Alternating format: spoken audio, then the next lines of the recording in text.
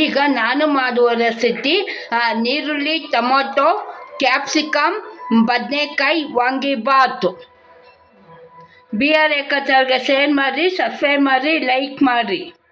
ಈಗ ಎಣ್ಣೆ ಬಾಣಲೆ ಇಟ್ಬಿಟ್ಟು ಆಮೇಲೆ ಎಣ್ಣೆ ಕಾದ್ಮೇಲೆ ಸಾಸಿವೆ, ಕಡಲೆಬೇಳೆ, ಉದ್ದಿನಬೇಳೆ ಹಾಕಬೇಕು. ನೀರುಳ್ಳಿ, ಟೊಮೊಟೊ ಫ್ರೈ ಮಾಡಬೇಕು.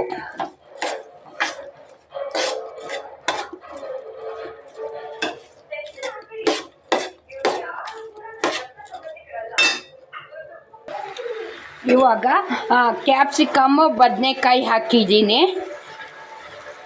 ಚೆನ್ನಾಗಿ ಕೈಯಾರಿ. ರುಚಿಗೆ ತಕ್ಕಷ್ಟು ಉಪ್ಪು ಹಾಕಬೇಕು.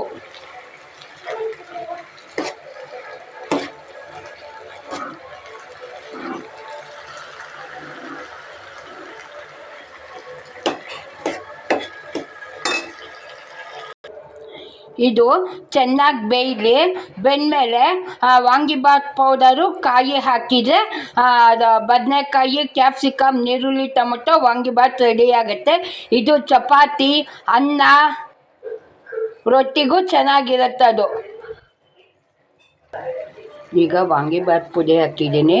ಚೆನ್ನಾಗಿ ಕೈ ಆಡಬೇಕು.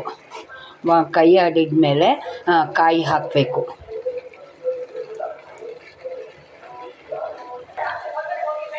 ಖಾರ ಹಾಕಿದ ಮೇಲೆ ಒಂದು 5 ನಿಮಿಷ ಬಿಡಬೇಕು ಒಲೆ ಮೇಲೆ.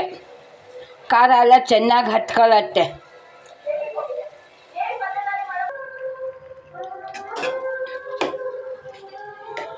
ಈ ಪಲ್ಯನ ಬ್ಯಾಚುಲರ್ಸು ಮಾಡ್ಬೋದು, ಬೇಗ ಆಗುತ್ತೆ ಇದು. ಚಪಾತಿ, ದೋಸೆ, ರೊಟ್ಟಿ, ಅನ್ನಕ್ಕೆ ಚೆನ್ನಾಗಿರುತ್ತೆ. ನಾಳೆ ಒಂದು ಹೊಸ ವೀಡಿಯೋಗೆ ಬರ್ತೀನಿ. Thank you, bye.